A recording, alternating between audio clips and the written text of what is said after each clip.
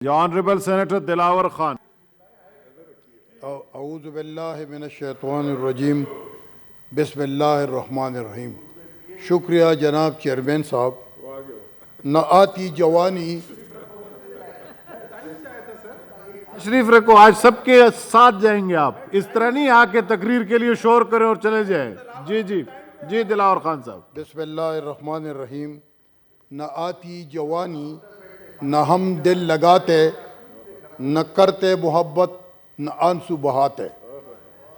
جناب چیئرمین صاحب، میں تو مردان کے ایک دیہات کا باشندہ ہوں،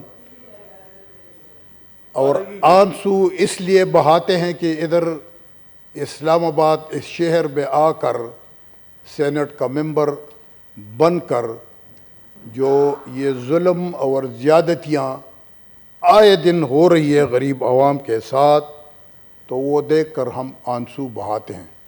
مجھے حضرت عمر بن عبدالعزیز رضی اللہ تعالیٰ عنہ کا ایک واقعہ یاد آ گیا کہ عید آنے والا تھا، اور اس کے بیوی نے جو کہ 7 بادشاہوں کی بیٹی تھی، اس کی وائف، یعنی دنیائی لحاظ سے آج تک اس مریم بی بی جیسا حیثیت والا عورت نہیں آئی مالی اعتبار سے۔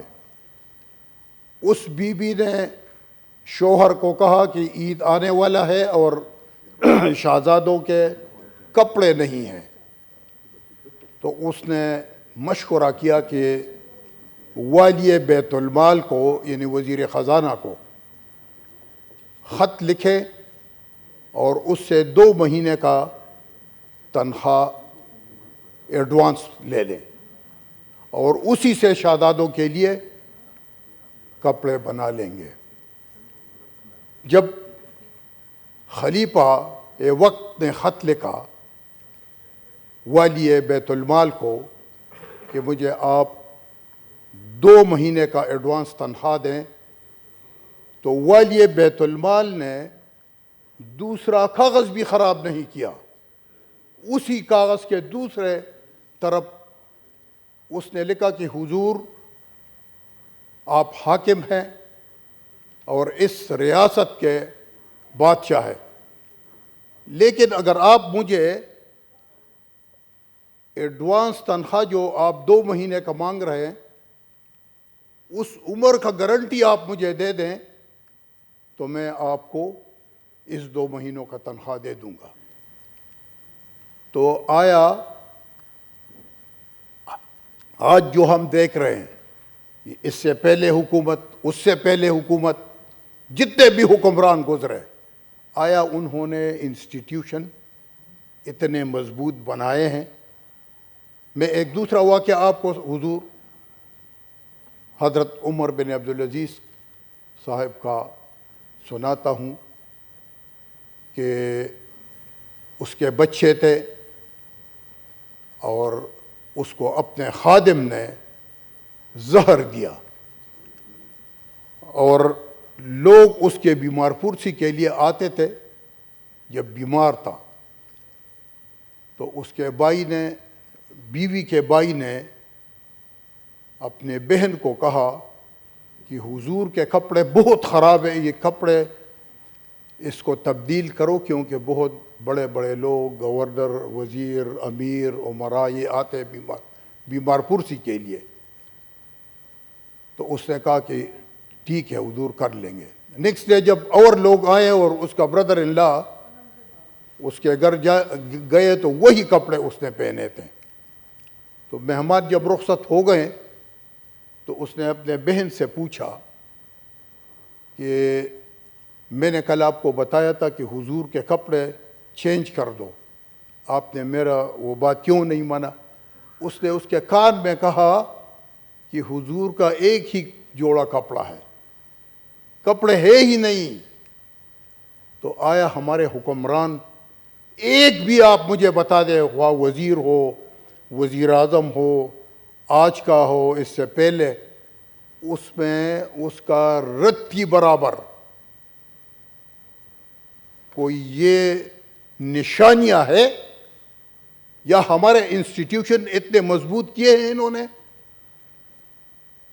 جناب چیئرمین صاحب 170 ارب روپے کا ابھی جو منی بجٹ یہ لے آئیں، 170 ارب روپے اس ریاست پاکستان کے لیے اکٹھا کرنا، اگر مجھ جیسے بندے سے مشورہ کرتے میں 2 ایونیو بتا دیتے کہ یہ یہاں سے 170 ارب روپے لے لے اور یہ غریبوں پر یہ بم نہ گرائیں۔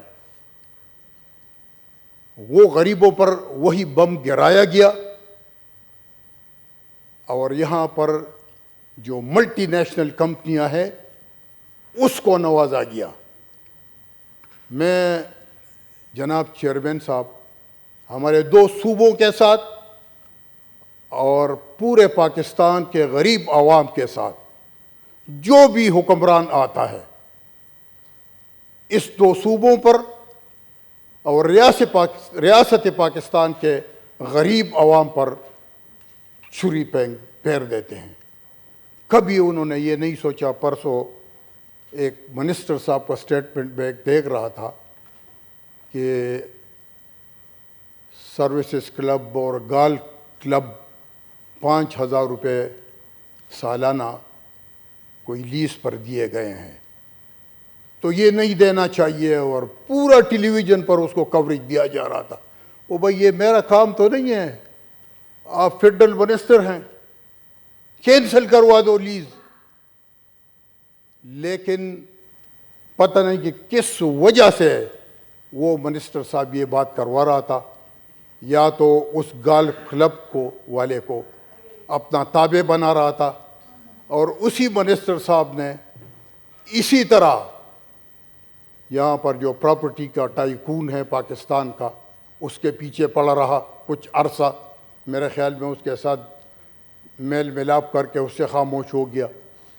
پھر جب MG گاڑیاں یہاں امپورٹ کی گئی تو اس کا بہت چرچا ہو رہا تھا، اس کے پیچھے پڑا اور اس کے بعد خاموش رہا۔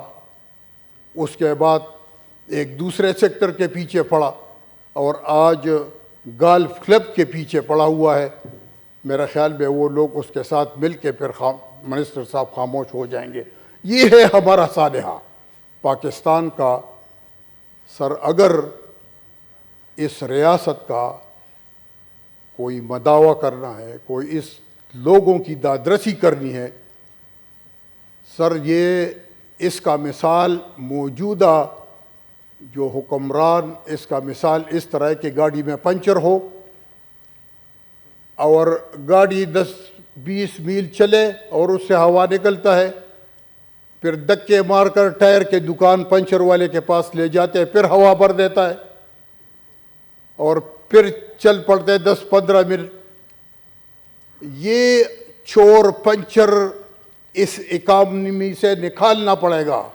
جب تک ٹائر میں پنچر آپ نہیں لگاتے، جب تک آپ ٹائر چینج نہیں کرتے، اسی طرح ہم بھکاریوں کی طرح یہ ایٹمی ملک ہیں اور ہم چھوٹے چھوٹے ممالک کے ہم محتاج ہیں، اور اس کی میرے خیال کیا تابعداری ہم نہیں کرتے۔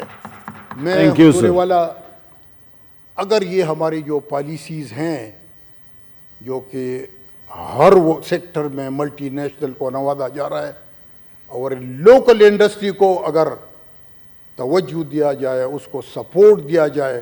میں سر ایک ہمارا کھیپی جو نقداور فصل ہے ہمارا تمباکو، کسی ایگریکلچر پروڈیوس پر چیئرمین صاحب کسی ایگریکلچر پروڈیوس پر ٹیکس نہیں ہے، آئین ہمارا یہ کہہ رہا ہے، اور ہمارا تمباکو کا ایک ہی فصل ہے، اس پر 390 روپے کلو ٹیکس لگایا گیا ہے۔